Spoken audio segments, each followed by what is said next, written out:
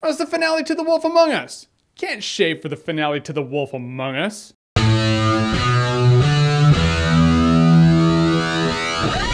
The Wolf Among Us finale, I guess. I'm gonna talk about some spoilers in The Wolf Among Us episode 5. Short answer is, yeah, buy it, play it. All right, now I'm gonna talk about some spoilers for episode 5. Yeah, I didn't review The Wolf Among Us episode 4. It's everything I enjoyed about the previous episodes, I just hadn't played it, and it ultimately comes down to that whole waiting for every episode business model. I'll get to that a little later, but for now, just know that you find the main dick that is running everything, who looks and sounds a lot like Max von Sydow, so I'm gonna call him Max von Sydow now. Not gonna lie though, in episode 4, when I came on that guy and he was like, please sit down, you have a few choices. One was to light your cigarette. I was like, yeah, it just seemed the coolest thing to do. Point is, Max von Sydow gets away with Bloody Mary and you fight a few guys. It's actually a pretty intense fight too. There are a few good fights in The Wolf Among Us, like when you're fighting Bloody Mary in episode 5 and you turn into huge Big B Wolf, like Big B True Wolf. It's like a huge 10-foot wolf and you're biting these glass bitches and shattering them. Bloody Mary is a bitch. She sucks. Great character, but sucks as a human being or a fable. Then you get Max von Sydow and he's like, I'm no criminal. I'm like, let me guess, businessman? Businessman. Of course you are, that's what villain dicks say. So I guess you can kill him right then and there, but I promised Snow White, I gave my word that I would let him live. So I cuff him and I bring him in. And I'm glad I did that. I'd like to replay it and see if I can actually kill him right on the spot, but when you bring him in, you have the Chrono Trigger trial. You feel like you gotta choose your words wisely, and this guy's like dicking out. I mean, Max von Sydow, he's a pretty good wordsmith, and you can tell he is a businessman because he can lock his case down. You're like, shit, I'm losing ground. I'm losing the crowd. I had one goal and one goal only. I let him live so I wouldn't murder him, but then when we find him guilty, I'm gonna drop him down the witching well. That's what I'm gonna do. So I need this guy to be guilty in our eyes, in the eyes of the fables around me. And in the end, he was, and they're like, Big B, what would you do? And I was like, oh, holy shit. Well, I mean, should I just kill him? I mean, I can't rip his head off. The option is there to rip his head off. I can't do that because that'll villainize myself. Dropping him down the witching well, though, I mean, that's not extreme, is it? I mean, shit, I think it's just. That's how they do it in Fabletown. If I drop him down the witching well, then I should be fine. I imagine there's gonna be a couple people who will be pissed, but that's just our justice. Is anyone gonna cry for him? No, that dude that Leonidas kicked down the well in 300, no one cried for that dick, so no one's gonna cry for Max von Sydow here. All right, I might drop him down the witching well. I think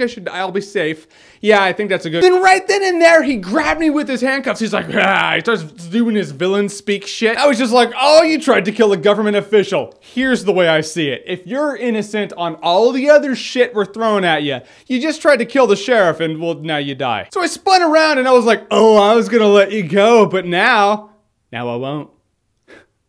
And I dropped him and killed him, and I was fine with that. But I love that. I love that trial. I like trials in games. I just do. Anytime a game can feel like my actions truly are shaping the game. And that was the thing about this. I was doing things throughout all 5 episodes, and I was like, are my actions really shaping anything? By the end, when you're like, oh, you mean I have to be in a good light in the eyes of the people and not be a dick? Okay, I feel like in order for justice to be served, I had to have been a good person. Luckily, I was. What I loved about The Wolf Among Us is it shows how diverse these Telltale games can be. The Wolf Among Us has a completely different vibe than The Walking Dead. The Walking Dead, your feeling is you're alone, but you find family. You know, you find family among some survivors, so when they die, it really hurts. They're like, oh shit, that guy died, and I chose to do that. Oh my god. The Wolf Among Us, your feeling is you're alone, and you don't have that feeling of family or connection with anybody. For nothing else, your feeling is irritation with everybody, because everyone thinks you're a dick when you're just trying to do a good job. So it feels less emotional, although there was a really sweet emotional moment. This dude's dying, and you can choose whether or not to end his suffering by killing him or not. And I was like, I don't have the heart to leave the guy to just suffer and die, so I killed him. I really felt like if I was there, I would have held the dude and been like, I'm sorry, I will try to make it right, although you've been a dick for 5 episodes now, so,